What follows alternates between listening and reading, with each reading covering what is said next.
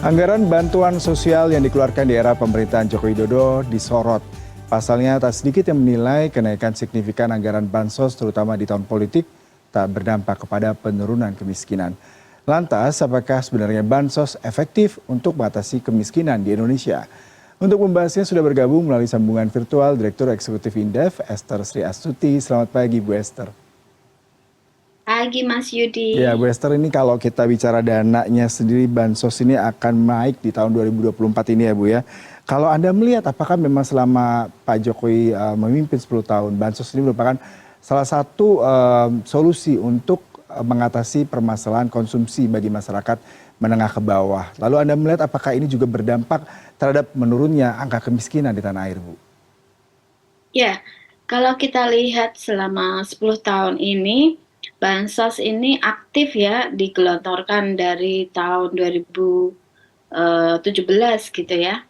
Nah, dari 2009 kemudian 2019 gitu ya sampai dengan 2024 ini pokoknya tahun-tahun pemilu ini relatively lebih tinggi bansosnya. Nah, kemudian kalau kita lihat data BPS, nah ternyata bansos ini menurut saya tidak turut menurunkan angka kemiskinan secara signifikan. Kenapa? Karena pada tahun 2012 ya data BPS menunjukkan angka kemiskinan itu 11,66%. Sementara pada tahun 2023 angka kemiskinan itu 9,36%. Jadi hanya turun sekitar 2% ya untuk jangka waktu 11 sampai 12 tahun gitu. Mhm, mhm. Ibu, ini kalau saya baca di anggaran 2024 itu sekitar 493,5 triliun, berarti meningkat lagi ya. Dan ini dikatakan Ya, sebagai salah satu cara untuk meningkatkan konsumsi masyarakat menengah bawah, terutama di saat kondisi global, harga-harga komoditi naik, kemudian juga pada saat cuaca pengaruh El Nino. Bagaimana Anda melihat ini, Bu, sebagai salah satu strategi untuk mengatasi kemampuan masyarakat untuk bertahan hidup? ya. Kalau menurut saya bansos yang paling tinggi itu pada tahun 2020 pada saat pandemi Covid yaitu 498 triliun.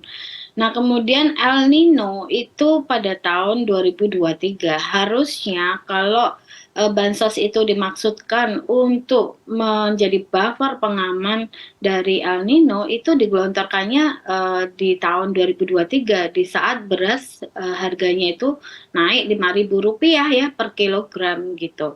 Jadi kalau tahun 2024 ini sudah masuk masa tanam, sudah hujan terus tiap Mhm. hari ya, nggak di Jakarta, nggak di Semarang, itu selalu hujan terus hampir tiap hari, setiap sore. Jadi menurut saya ini petani juga sudah mulai menanam. Kenapa ini digelontorkan gitu? Kalau saya lihat angkanya tadi kan cukup signifikan ya, sekitar berapa tadi?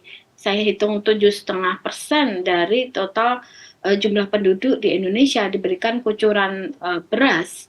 Sementara untuk apa pupuk ya bantuan pupuk kepada petani sekitar 7,5 juta. Kalau kita bandingkan dengan total penduduk di Indonesia 280 juta, berarti ini kira-kira sekitar 2,5% dari total penduduk di Indonesia.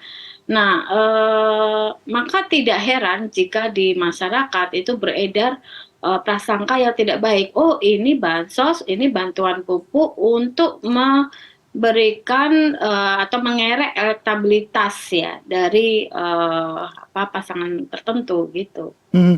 Ibu, kalau Nah, kita bicara eh, mengenai kebijakan bansos ini masih sangat kontradiktif dan menuai polemik di tahun politik seperti ini. Salah satunya dianggap tidak efektif tadi seperti Ibu katakan karena momennya juga tidak tepat, kemudian juga kebutuhan harusnya menggunakan data-data variabel inflasi Januari yang belum juga dirilis oleh pemerintah.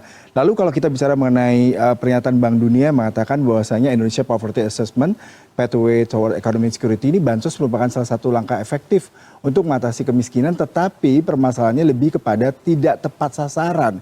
Bagaimana Anda melihat seandainya memang bansos tetap diberikan, kemudian cakupannya yang harusnya melampaui 40% sepertinya belum tercapai ini, Bu?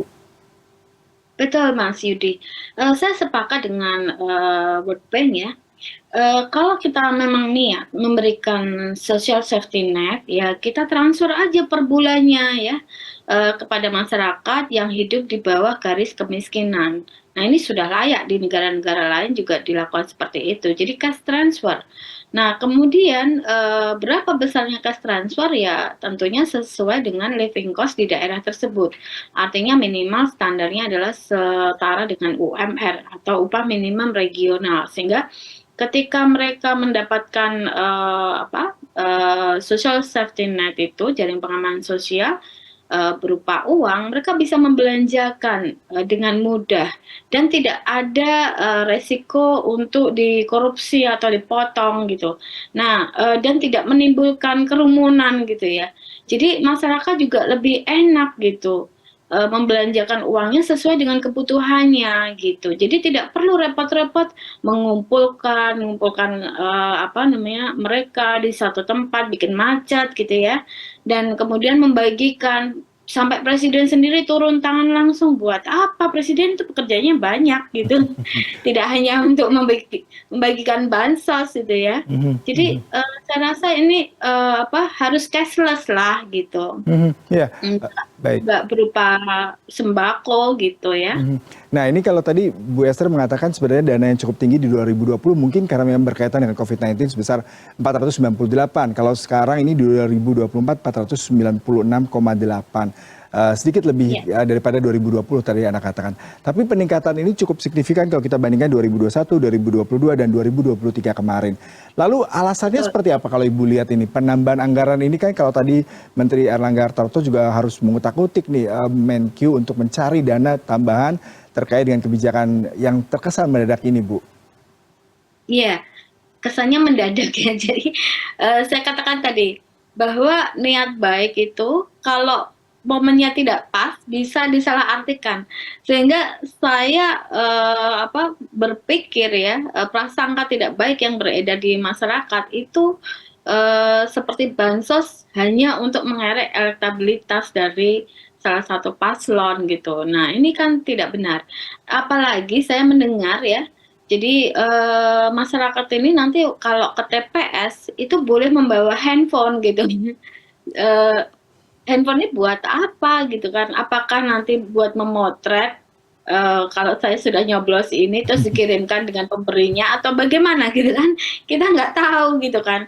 Makanya untuk menimbulkan untuk mencegah ya, mencegah berbagai prasangka buruk itu ya sebaiknya tidak dilakukan pada saat tahun-tahun pemilu, dan sebaiknya kalau memang dilakukan itu cashless aja gitu, cash transfer aja gitu. Mhm, Sehingga nggak perlulah kerumunan publik kayak gini, mhm, bikin mhm. macet mana-mana gitu ya. Iya, Bu Esther nih kalau saya sedikit membacakan rencana pembangunan jangka panjang menengah RPJM 2020-2024 ini, target pemerintah tingkat kemiskinan Indonesia 6 hingga 7%, tingkat kemiskinan ekstrim bahkan mendekati 0% di tahun 2024. Apakah ini terlalu idealis, terlalu berlebihan, ataukah bisa dilakukan oleh pemerintah dengan melalui salah satunya bansos seperti ini, Bu?